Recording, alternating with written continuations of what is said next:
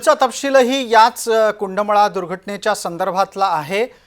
जिथे पूल कोसळला त्या भागात अनेकांना त्याचा फटका बसलेला दिसतोय आणि विशेष करून पूल जिथे कोसळला तिथल्या स्थानिकांचंही मोठ्या प्रमाणात नुकसान झालंय। पिंपरी चिंचवड इंदोरी सारख्या भागात पोहोचणं हे आता मुश्किल झालं आहे। शाळा महाविद्यालयात जाणाऱ्या विद्यार्थ्यांना याचा त्रास होतोय। आजूबाजूच्या अनेक गावातल्या अडचणी वाढल्यात।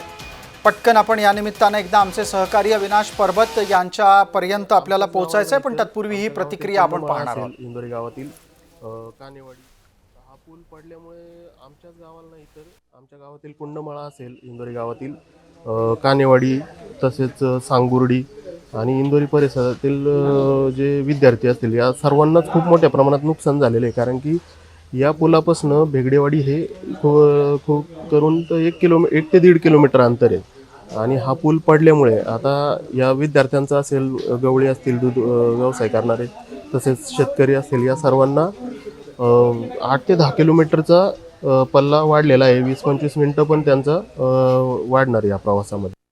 पूल लवकर झाला पाहिजे आणि या ठिकाणी सर्वप्रथम आज सोशल मीडियाच्या माध्यमातून या ठिकाणचं पर्यटन वाढले आणि या पर्यटनाला कंट्रोल आणण्यासाठी खऱ्या अर्थानं काहीतरी कायमस्वरूपी गरज आहे। आज देखील ही घटना घडली म्हणून आज पर्यटक नाही, परंतु उद्या परत 8 दिवसांनी 10 दिवसांनी पर्यटकांची संख्या वाढणार आहे आणि ते नियंत्रणात कशा पद्धतीने आणता येईल त्याची कारवाई पुन्हा एकदा प्रशासनाने केली पाहिजे। आमचे सहकारी अविनाश परबत आता या बातमीच्या अनुषंगाने आपल्याला अधिक माहिती देतील। अविनाश, ज्या पद्धतीनं तिथल्या स्थानिकांना येणाऱ्या अडचणी आता समोर येत आहेत ते पाहता लवकरात लवकर नवा पूल बनला पाहिजे ही गरज सुद्धा अधोरेखित होतीये का?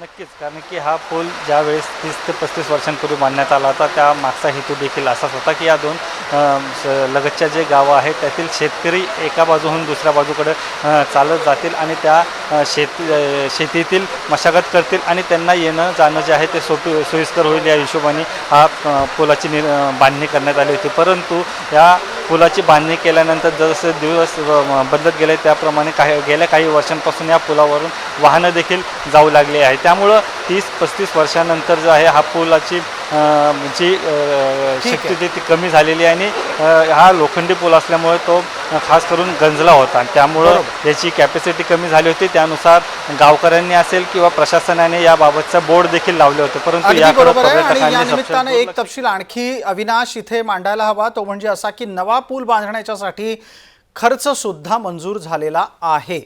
तुर्तास या सगळ्या चर्चेसाठी धन्यवाद अविनाश। आपण परत बोलत राहू। आता पटकन वळतोय पुढच्या बातमीकडे।